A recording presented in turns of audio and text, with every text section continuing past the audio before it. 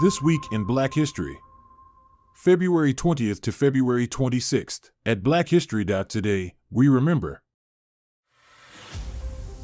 Frederick Douglass.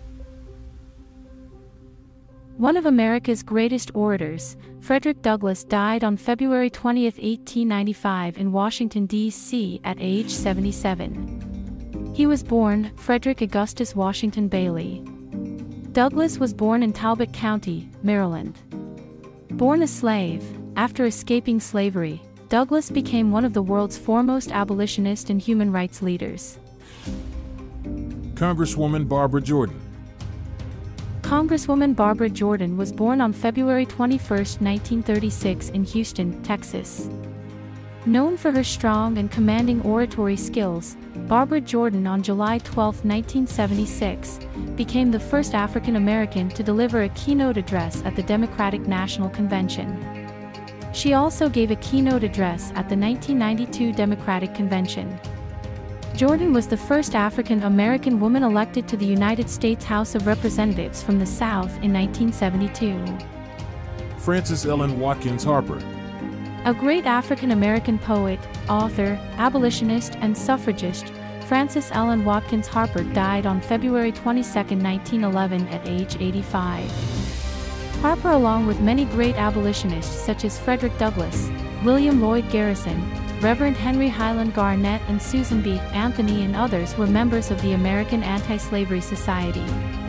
It was through this organization that she began publicly speaking as an abolitionist at its many meetings.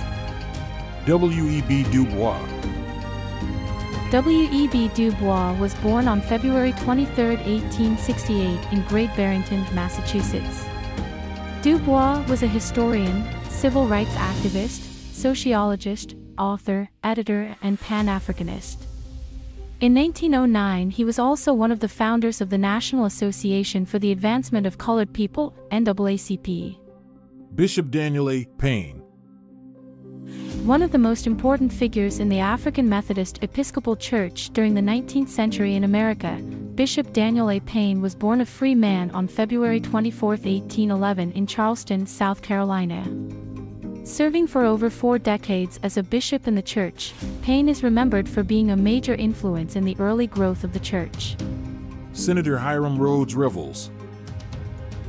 Hiram Rhodes Revels, representing Mississippi, became the first African American to be sworn into United States Senate on February 25, 1870. Revels served as a Republican representing the state of Mississippi from February 25, 1870 until March 3, 1871. He was born on September 27, 1827 in Fayetteville, North Carolina, to free African Americans. Revels worked as an ordained Methodist minister and also as a high school principal in Baltimore, Maryland. Congressman James E. O'Hara. The only African American in Congress in 1883, James E. O'Hara studied law at Howard University in Washington, D.C. and was later admitted to the North Carolina bar as an attorney. He became active in politics in the Halifax County, North Carolina area, and in 1874 and 1876 unsuccessfully ran for Congress in North Carolina's 2nd District, which was often referred to as the Black Second, because of the heavy concentration of African American voters. He was finally successful in 1878 when he was elected in the 2nd District after defeating a white Democrat, W.H. Buck Kitchen, and James H. Harris, an African American independent Republican. Controversy led to many of the votes being invalidated by the Democratic registrars.